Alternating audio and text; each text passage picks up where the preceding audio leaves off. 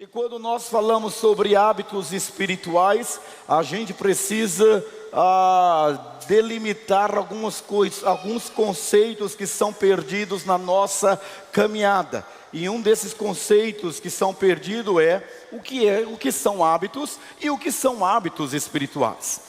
Quando você vai pensar sobre a questão de hábito, você pensa que hábito é alguma coisa que você inseriu dentro do seu contexto e com contínua e constante repetição se tornou um elemento cultural, uma cultura prática do seu dia a dia. Então, hábito é algo que está inerente em você, que você pratica de forma in natura.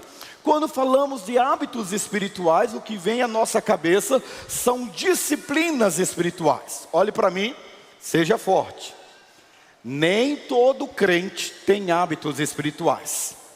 Nem todo crente tem hábitos que constroem nele a restauração da identidade de Deus na sua vida. Então, olhe para mim, eu quero dizer um negócio para você. Religiosidade é diferente de espiritualidade. Religiosidade traz comportamento que são relativizados no decorrer da convivência, da sua real vivência, que não é dentro da igreja. Você vive menos tempo na igreja e mais tempo fora dela.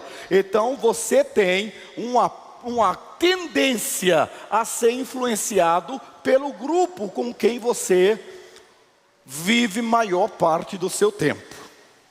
Quando nós falamos que os hábitos espirituais estão além da religiosidade, nós estamos falando do que Philip Yancey colocou no seu livro. Nós estamos falando de espiritualidade saudável. Nós estamos a falar da construção de Deus na sua vida. E é por isso que quando falamos sobre hábitos espirituais, o que vem logo na cabeça? Leitura da Bíblia. E é por isso que domingo passado nós falamos sobre o tema molde a sua vida pelas palavras de vida. Ou seja, inserir a palavra de Deus na sua vida. Lâmpada para os meus pés e a tua palavra e luz para os meus caminhos. O que vai peneirar, poldar a minha vida, nortear o meu viver, não é o que eu penso, não é o que eu acho, não é o que eu sinto, é o que eu creio. Ou seja, examinai as escrituras, porque vós cuidastes nela a vida eterna, e são elas que de mim testificam. O camarada que não crê na inspiração bíblica, e ele não tem a Bíblia como sua regra de fé e prática, ele pode até ser um cristão, mas como disse Kleber Lucas, tem vários cristianismos. O cristianismo pautado no folclore cultural, o cristianismo relativista, o cristianismo institucional, e existe o cristianismo como estilo de vida. O estilo de vida é a autoridade que os princípios da palavra de Deus têm sobre a sua forma de pensar, a sua forma de sentir, a sua forma de agir, a sua forma de falar, a sua forma de se ver, a forma como você vê o outro e a forma como você lida com o mundo. Sem a Bíblia, o que você tem é religião. E a palavra religião vem do latim religare, que nunca conseguiu ligar você de volta a Deus. A religião, ela teve um papel e desempenha esse papel mais de cisão do que de unidade. Pela religião, os homens brigam entre si e divergem. Ou seja, nós evangélicos, tem um povo que se revelou nesses últimos tempos como um povo mais dividido do que os evangélicos. Nós historicamente brigamos. Quem é tradicional, quem é renovado, quem é pentecostal, quem é neopentecostal. Nós brigamos quem é calvinista, quem é arminiano, quem é amilenista, quem é pré-milenista, quem é pós-milenista. Queridos, tudo isso é fábulas de velhas caducas. A lei do Senhor é perfeita e restaura a alma. A lei do Senhor, na sua simplicidade, revela a grandeza de um Deus que quer comunicar-se com você. Por isso, o primeiro hábito é trazer de volta a centralidade da Bíblia para a minha vida. Mas o segundo hábito que nós falaremos hoje sobre a temática uma vida na presença de Deus é o óbvio, mas o menos praticado, a oração. Por isso, quero convidar você a abrir a sua Bíblia em Mateus capítulo 6, versículo 5 ou versículo 13, que você pode então possa entender esse texto pelo Espírito Santo do Senhor. Vamos juntos? E quando orardes, não sereis como os hipócritas, porque gostam de orar em pé nas sinagogas e nos cantos das praças, para serem vistos dos homens. Em verdade vos digo que eles já receberam a recompensa. Tu, porém, quando orares, entra no teu quarto e fechada a porta, orarás a teu pai, que está em secreto, e teu pai, que vê em secreto, te recompensará. E orando, não useis de vãs repetições como os gentios, porque presumem que pelo seu muito falar serão ouvidos. Não vos assemelheis, pois, a eles, porque Deus, o vosso Pai, sabe o de que tendes necessidade, antes que lhe peçais. Portanto, vós orareis assim. Vamos juntos, todos nós, uma só voz? Pai nosso.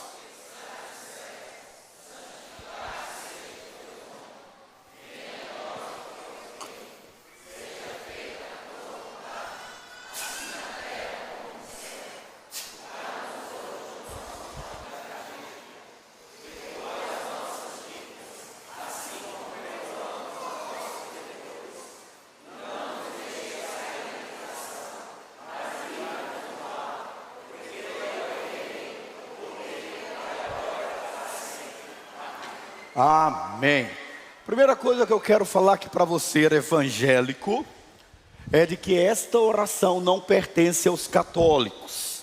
Pare com a bestialidade e a antice de que você, como evangélico, não pode orar o Pai Nosso, porque o Pai Nosso é uma reza. Isso é a pior ignorância que se dá.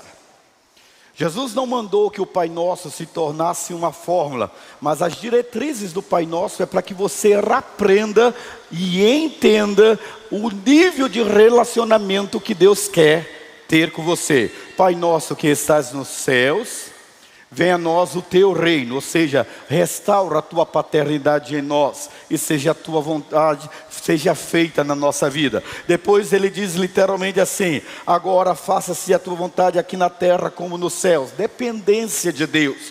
Depois, o pão nosso de cada dia nos dar hoje. Provisão, crê na provisão de Deus. Perdoa as nossas dívidas. É uma pureza interior. Perdoar para ser perdoado. Processo de restauração. E assim, não nos deixe cair em tentação, mostrando a nossa fragilidade, porque vós que estáis em pé, cuidado para que não caia. Depois ele diz: livra-nos do mal, porque a nossa luta não é contra a carne e o sangue, mas contra principados e potestades. Então o Pai Nosso era a forma como Jesus tinha, de forma didática, ensinar os judeus que tinham dificuldade de ver Deus como Pai, e nem pronunciava o nome de Yahvé, porque era uma profanação. Então os primeiros versículos estão dizendo como orar. Não ore para ser visto, não ore para ser aplaudido, não ore para ser honrado e exaltado pelos homens, mas ore em secreto, que o teu Pai tudo vê. Ou seja, intimidade. Da mesma forma como a intimidade da minha casa não é velada pública, da mesma forma a intimidade que Deus quer ter com você é uma intimidade singular, individualizada. Ele é Deus de todos, mas Ele fala na frequência em que cada um dos seus filhos está propício a entender a voz do Papai. Esse é o significado da oração do Pai Nosso. Então, queridos, quando eu vou num culto fúnebre, Eu sei que lá tem várias crenças, não é uma oração ecumênica, mas todos estão ali, então todos conhecem o Pai Nosso. O Pai Nosso é a maneira mais prática que você, evangélico, tem de chegar ao nível daquele que ainda não conhece a força do Evangelho. Você vai numa reunião de família, em vez de você fazer um monólogo de oração, comece com o Pai Nosso. Só que o católico, ele termina dizendo: seja feita a tua vontade, assim na terra, livre-nos do mal. Amém. Nós damos a continuidade, porque teu é o reino, o poder e a glória para todos sempre. Amém. Então, não é um objeto dos católicos, não é uma propriedade dos católicos, até mesmo porque todos nós somos católicos. A palavra católico significa universal. Então eu, Valmir Andrade, sou católico e apostólico. Acredito no Evangelho universal, apostólico, porque acredito nos ensinos dos apóstolos, mas não sou romano, porque eu não estou debaixo da autoridade de Roma. Eu sou católico apostólico e tenho o católico apostólico romano. Então, católico, porque todos nós cremos que o Evangelho é para todos. Apostólico, porque nós acreditamos na herança dos apóstolos para todos nós. E somos evangélicos, porque cremos na autoridade do Evangelho sobre as nossas vidas. Nós não respeitamos, não nos submetemos a nenhuma outra autoridade, porque a Bíblia tem autoridade inicial e final sobre todos os nossos assuntos. Amém? Diga assim: eu sou católico, mas não sou idólatra.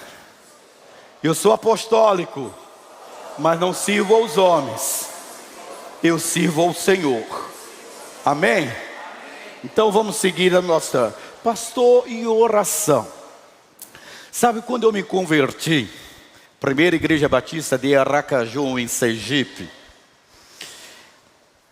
ninguém me ensinou a orar. Mas eu fui para o núcleo de evangelismo. 3 horas da tarde tinha evangelismo. E antes da gente sair para a rua, tínhamos um momento de louvor. O irmão Elon tocava o violão, cantávamos e nos ajoelhávamos para orar. E naquela tarde ele disse assim: olha, vamos nos ajoelhar e todo mundo vai orar. Só que eu nunca tinha orado em público.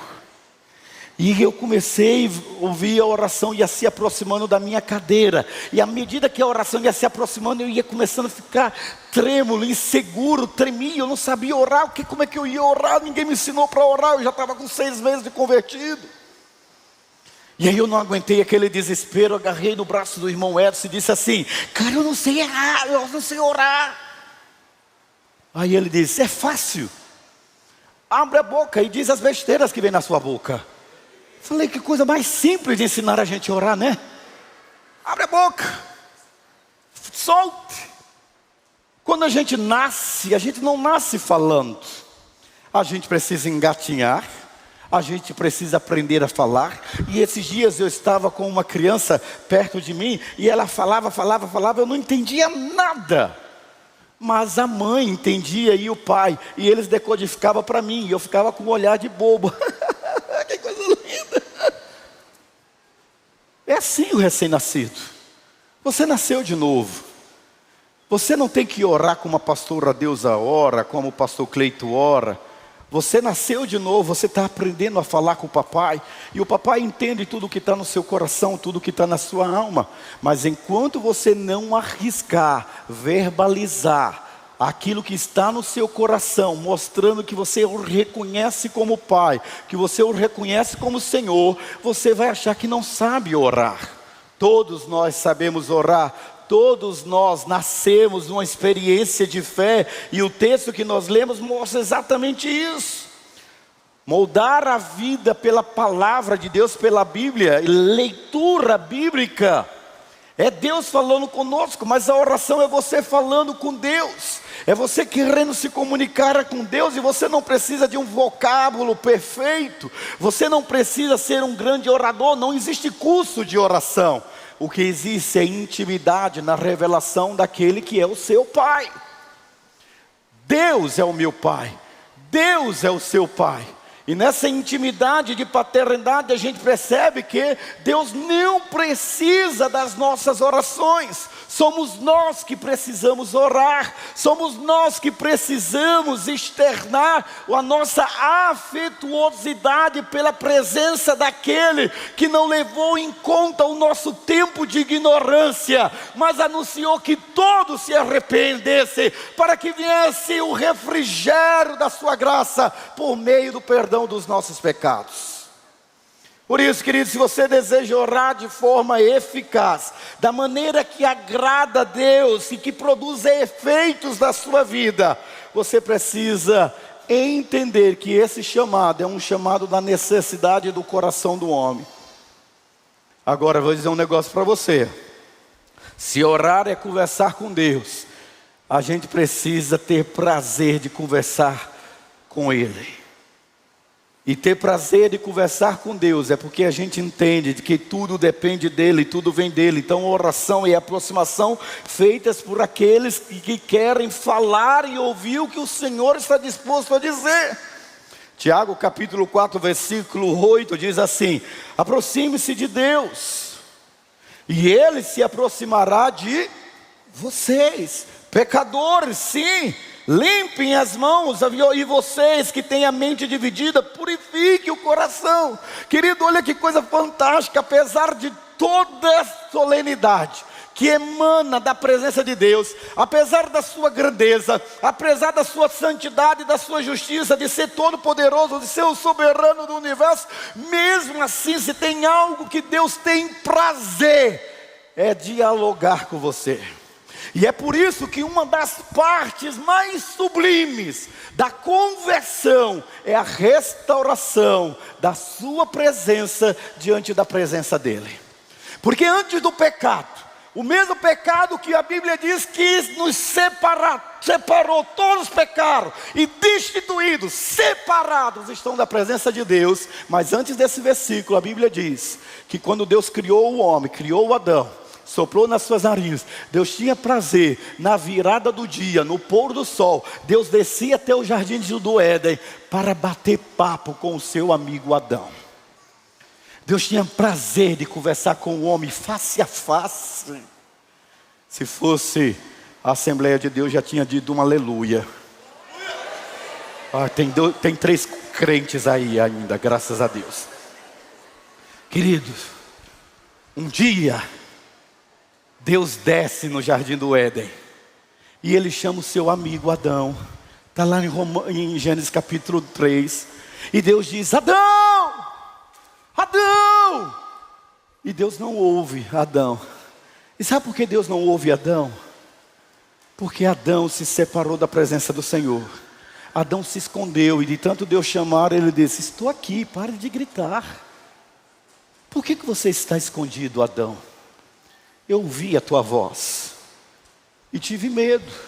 Você nunca teve medo de mim, Adão. Nós somos amigos. Eu fiz a terra, os céus são os meus céus, mas a terra eu dei aos filhos dos homens. Eu fiz tudo isso perfeito e coloquei você no jardim do Éden. Nós batíamos papo. Por que você teve medo de mim? Porque eu estava nu. E como você sabe que eu estava nu, a sua nudez nunca foi problema para mim. A nudez é sinônimo de intimidade, Adão. Não é, irmãos? Quando a gente vai para a lua de mel, não é assim? Dificuldade de tirar a roupa. E depois que tem a intimidade,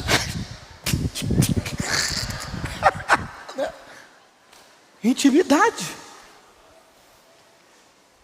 Deus diz: Adão, você está com vergonha de mim. Eu pequei, a mulher que tu me destes.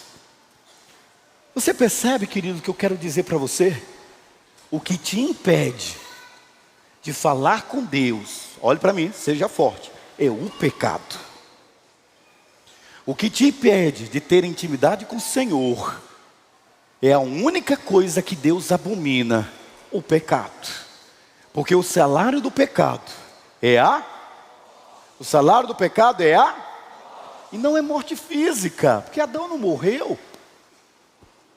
Ele ficou vivinho da Silva. A morte que o texto está a falar é a morte espiritual, porque os nossos pecados fazem separação entre Deus e nós. E quando a gente ainda não está habilitado a falar com Deus, será que você nasceu de novo? Porque quem não nascer da água e do Espírito não pode ver a Deus. Este é um novo nascimento. Ah, não, é porque eu não sei falar, queridos. A gente fala por sinais. A gente fala por sentimentos. A gente fala com pensamentos. A gente fala com a oralidade. Mas falar faz parte da necessidade de se comunicar. E é por isso que o texto está dizendo assim, que Deus quer se aproximar de nós. Aproxime-se de Deus e Ele se aproximará de vocês. A oração, querido, ela é fundamental para que haja o desenvolvimento do amor, da comunhão e do conhecimento de Deus, além de demonstrar em mim e em você confiança, gratidão e obediência. Deus, Ele espera que nós tenhamos um relacionamento, e a comunicação, ela está fundamentada na interação que você tem em Deus. Olha aqui para mim, eu acho lindo quando eu vou na Assembleia de Deus. Pastor, o senhor vai na Assembleia de Deus? Demais, vou escondido para você não me descobrir que eu estou lá. Demais. E lá no círculo de oração tem um trem bom. Estou doido para implantar aqui na Cibapópolis. É assim, no círculo de oração tem ainda uma sinetinha. E é nessa sinetinha, sempre assim, ó. A dirigente do círculo de oração diz assim: alguém quer contar alguma bênção? Aí todo mundo se levanta, aí um conta a bênção, aí um conta a bênção, e quem vai para contar a bênção acaba cantando, né, Cleito? Aí canta, né? Um canta, um ora, um faz uma mini pregação, e todo mundo, a dirigente de oração, vê que a coisa está demorando demais, ela vai lá. Tá bom, irmãos, para a glória e honra do Senhor, termina o culto de oração. A gente faz um culto de oração nas nossas igrejas e ninguém participa, ou quase ninguém vem. E quando vem, se a pastora Deus abrir lá, alguém quer contar uma bênção? Uma bênção? Qualquer bênção? Uma bencinha? A gente não está acostumado a contar bênção, parece que a gente não pede nada para Deus. E a Bíblia diz: pedis e não recebeis, mas tudo o que pedis ao Pai em meu nome, Ele vos concederá. Se vós que sois imperfeitos, sabeis dar o que é bom para os vossos filhos, imagine Deus, queridos. Por isso a oração é fundamental como termômetro no seu relacionamento com o Senhor. Um crente que não ora tem uma mente vazia, e mente vazia é oficina do diabo. Um crente que não ora, ele está propenso a ser alimentado por tudo que o mundo lhe oferece, e ele começa a relativizar tudo. Não, veja bem, não é bem assim. Fanatismo. A Bíblia diz em 1 Tessalonicenses capítulo 5, versículo 17, que por meio da Bíblia Deus fala conosco, fala tudo o que Ele quer, mas Ele diz: orai sem cessar. Vamos dizer juntos? Orai sem cessar. Novamente. Orai sem cessar. 1 Tessalonicenses 17. Pastor, como é que oração? Tem oração de contrição, oração de quebrantamento, oração de joelho. Mas pastor, porque eu não quero ouvir sobre isso. Eu quero que o Senhor diga que eu vou prosperar, que eu vou comprar uma Land Rover. Eu vim no domingo para o Senhor orar por mim, por isso. Queridos, você não precisa pegar carona na muleta da fé de ninguém. Você precisa andar pelas suas pernas. Você precisa desejar ser um homem de oração, uma mulher de oração. Você precisa acreditar que quando um ou dois concordam acerca de alguma coisa, isso ser-vos-á feito. Por isso, um dos grandes benefícios do conhecimento, da oração, é a relação estreitada que você vai desenvolver com o Senhor, amém? Então a gente precisa voltar. Tudo que está acontecendo no mundo, você não precisa nem ficar atemorizado, porque você está orando e sabe que papai diz que não existe um fio da sua cabeça que caia sem que Deus o permita. Ninguém poderá fazer mal algum, porque Ele dará ordem aos teus anjos para se acampar ao teu redor. Quando nós entendemos o poder da oração, a gente vai para a presença do Senhor e ora constantemente. Uma vida na presença de Deus inclui o hábito de orar por saber que Deus responde. Diga, vou orar por saber que Deus responde. Se você realmente crê que Deus responde, dá um glória a Deus. Por que você não ora?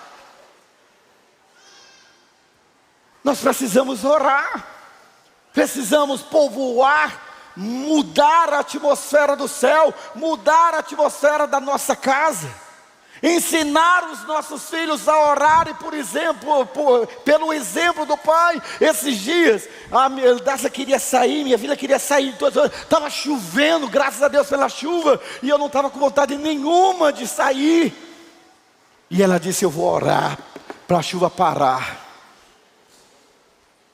Na minha incredulidade eu vou dizer o seguinte, com esse tempo, ai, graças a Deus está chovendo muito. Quando chegou 5 e pouca da tarde, ela disse, nós vamos sair, né, pai, porque parou de chover. Eu olhei para o céu, falei, não, brincadeira, né, Deus? Eu oro, o Senhor não responde. Ela ora, o Senhor responde. E aí, querido? Deus responde. Jeremias 33, versículo 10 diz, clame a mim e eu responderei, lhe darei coisas grandiosas e insondáveis que você nem conhece. Eu queria desafiar você a ler esse texto comigo. Vamos juntos? Vamos lá? Clame.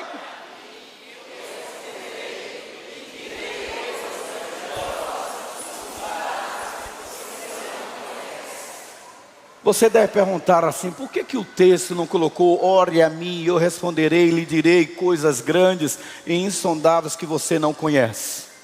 Por que o texto não foi, ore, clame? Você sabe o que é clamor? Eu aprendi com os nossos irmãos pentecostais o que é clamor, porque eu sempre me converti numa igreja batista, e na igreja que eu me converti nós tínhamos a oração silenciosa.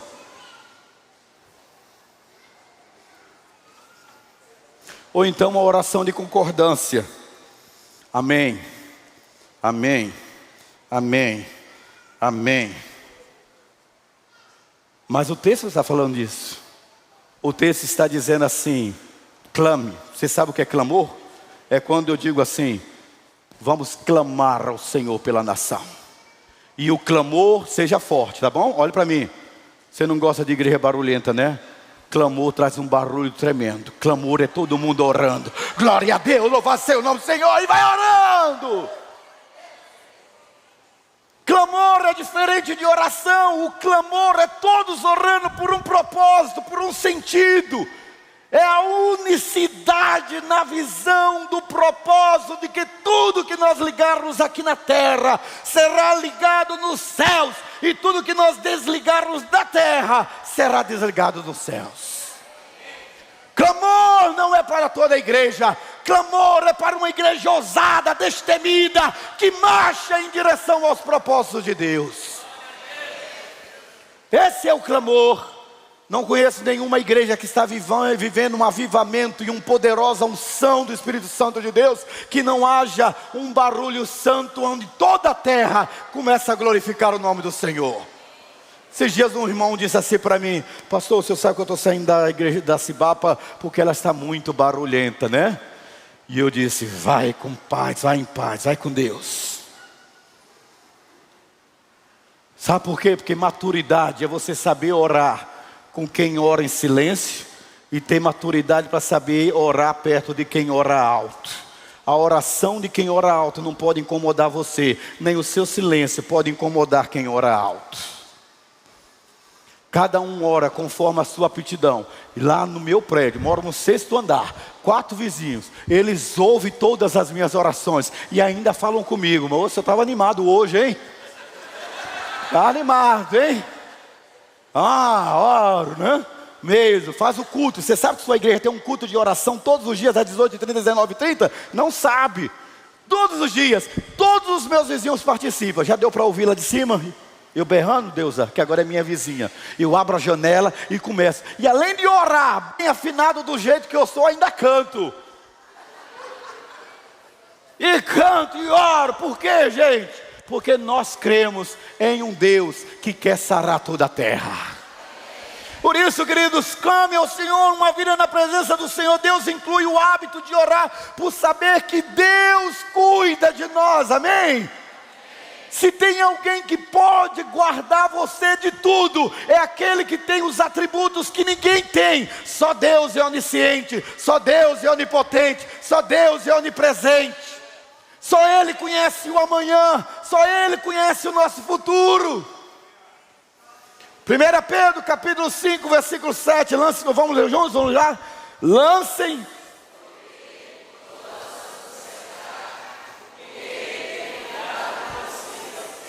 acorde a pessoa que está ao seu lado, aperte a mão dela e diga esse versículo para ela. Vai lá, aperta aí e diga: lance sobre ele toda a sua ansiedade, porque ele tem cuidado de você. Repita para ele: lance sobre ele toda a vossa ansiedade. Querido, ei, adianta você ficar preocupado? Vai mudar alguma coisa? Adianta você estar apreensivo? Não vai mudar nada. Se você não pode mudar uma situação, não sofra, vá para a presença de Deus. Se você não pode fazer nada, fale com quem pode. Creia que Ele está agindo. Eu queria ter o dom de visão, não tenho. Estava esses dias perto de uma irmã, e a irmã chegou perto de mim e diz assim: um vaso, você crê em vaso? Aquele sapatinho de fogo? A irmã sapatinho de fogo estava perto de mim e dizia: está vendo, pastor? Está vendo, pastor? Eu falei: não, irmã, não estou. Olha o anjo, pastor. E eu falei: meu Senhor, não estou vendo esse anjo. Querido, mas aquela mulher paga um preço de oração que eu não pago, eu tenho que pagar. Quanto tempo você ora? Aquela oração de descargo de consciência na hora do almoço, que ninguém sabe o que é que você está falando.